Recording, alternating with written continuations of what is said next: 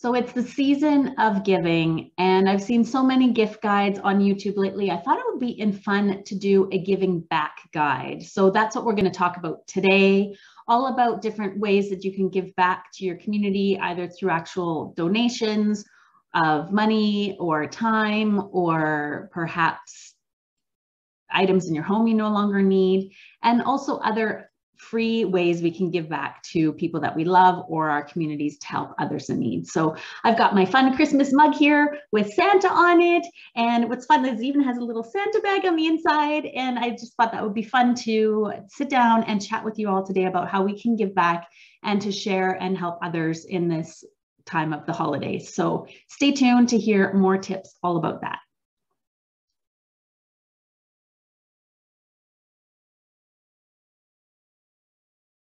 So for those of you that are new here, I am an executive leadership coach, but today I wanted to talk about holiday giving, and whether that's within your leadership role and giving thanks and appreciation to your employees, or perhaps it's giving to your community from your organization, or perhaps it's a personal thing. So let's just dive into that today, and we'll just talk about a variety of different ways to give back to others that can really help either in areas that are aligned to your personal values or wherever you are in your time of life, or perhaps it's going to be something that will align with your organization and its purpose. So let's just dive right in. So the first one, the biggest one that I really want to talk about is donations. And well, it's great to donate money. If you don't have money to donate, there are other ways of donating as well. So we're going to talk about a variety of those things today.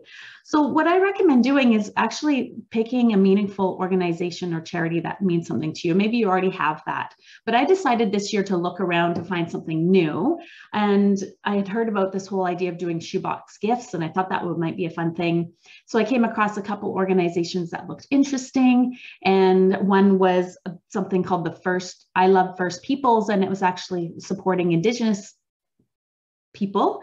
But instead of doing the shoe boxes, what they've actually found is they're doing sort of an art tools that they give to kids throughout the year. So that was a fun thing, and I'll link to that below, as well as I also have been working with Plan Canada for years personally, and they have some great donations specifically targeted for women leadership or young women in mentorship roles. So I thought that was pretty cool as well. Of course, as you know, leadership is a key theme for me.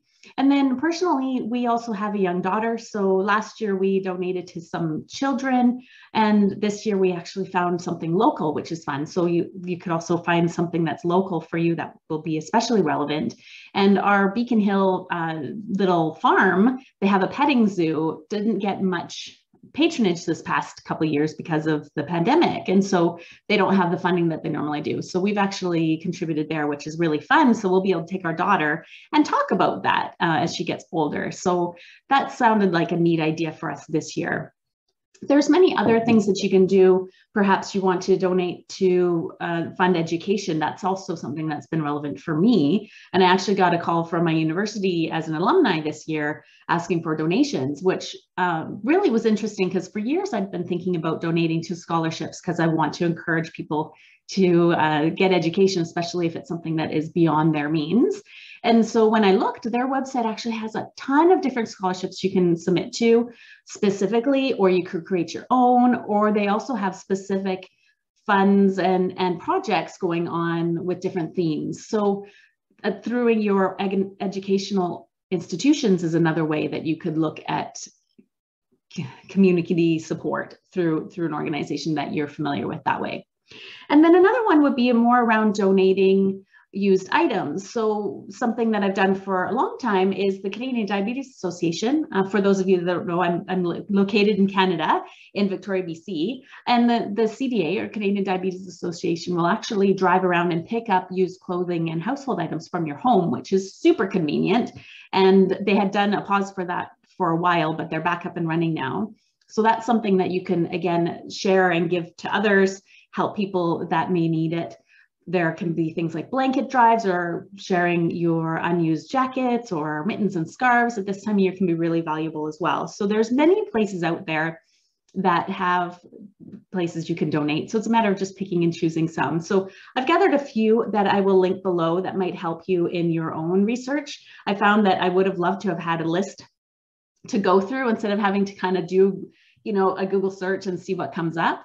I actually found an organization that has a whole list of Canadian charities that you can donate to. So I'll link that below as well in case you're in Canada and looking for that. So you can explore this whole topic even further. And then the other piece, the second one would be around actually donating your time. So more of a volunteer thing. And a quote that I heard from one of my volunteer colleagues on one of the boards that I've worked with, he said that he was raised as a child that his father, excuse me, his father said, if you can volunteer, you should. And this person was actually awarded the Canadian Medal for Volunteers this past few years ago because of his lifelong commitment to volunteering. And it was really inspiring because even though he was retired, he was working full-time plus in a variety of different organizations helping them. And it's just really so wonderful to see. And I believe fully that if each one of us helped somebody else, the world would be a way better place. And maybe you're not in a time of your life right now where you can volunteer with a big, long commitment. For me right now, the director position I'm in is a 6-year commitment. So it's a big one, but I'm not really taking on any other volunteer roles at this point. I tend to do one at a time. And that really works for me. So I can make sure that I'm giving my best to that specific organization.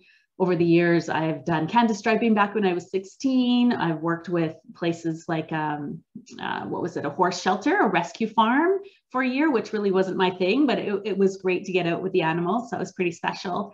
And I've done a variety of different sort of career mentorship and coaching and speaking and all of that in more recent years, because that's something that I really enjoy doing. So finding something that you really care about can really get you connected and supporting other organizations where they need it. Another thing could be, again, connecting with your educational institution. I've worked as an alumni, both with my MBA and my coaching kind of training in helping the new students coming through. So that's been really rewarding as well. So maybe there's an area that you can contribute your expertise to and help support others that are learning and growing that way. There are also local organizations that have a list of places to volunteer. So there's a website called Volunteer Victoria here locally that has a bunch of things listed there that you can go on and pick and choose something that is appropriate for you. And not only is volunteering helpful for those that you're supporting, but it's actually helpful for us as well. And if you've heard of Martin Seligman, the positive psychology guy, he looked into the top things that make people happy. And he found that it wasn't fast cars and lots of money.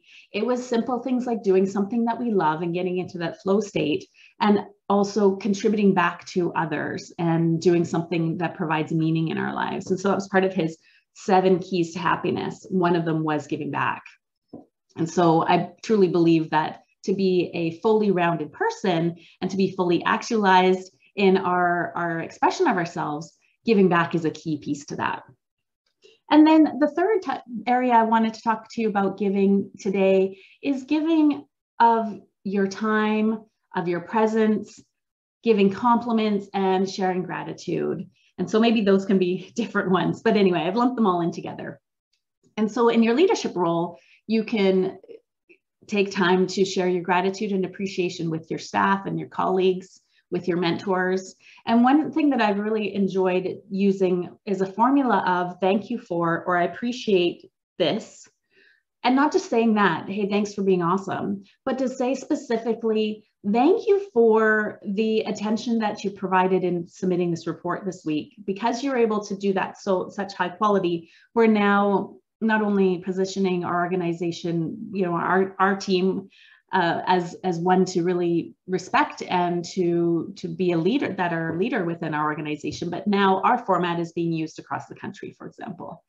And so that's helping others manage better. So by saying the because or the why behind your appreciation or gratitude can really add that deep value to that person so they really understand, not just, I appreciate you, but why and how that provides value to you and how that is meaningful, that is 10 times more powerful and impactful than just saying thanks for doing a good job, which is still nice, but having that depth there is super powerful. Another thing is just smiling more. You know, a smile or opening a door can change somebody's life. I remember back when I was going through a challenging personal period of time, I was really emotional, but still going about my day. And at one point, a gentleman, elderly gentleman, opened the door and held it for me. I probably was looking terrible, who knows, but he held that door open for me. And I remember now, over a decade later, how that one tiny act of kindness gave me just that caring that I had needed so much that day. And so tiny things, even just a smile or a genuine connection, especially in this time where we've been so very isolated from each other and kind of disconnected a lot, smiling at people can be powerful. And I see that with my daughter when we go for walks. She waves at the cars in the parking lot. She smiles at the birds and the lamp lights and the people. And so, you know, there's no reason why we can't be doing that as well. Maybe I don't want to be waving at cars and smiling at the lamps in the parking lot, but I could be smiling more at the people that I pass day to day. So, and then I'll just close on saying being present with people, being present with your families during the holiday time, and turning off your phones and really spending that quality time connection. That, I would say, whoever you're doing that with is the best gift ever. You know, we're seeing all these gift guides, and the whole concept of giving is really a symbol of love and caring. And whether these are gifts to your staff, whether you are gifting things to your colleagues or mentors or whatever it is, it truly comes down to just really sharing your appreciation, love, and caring for these people.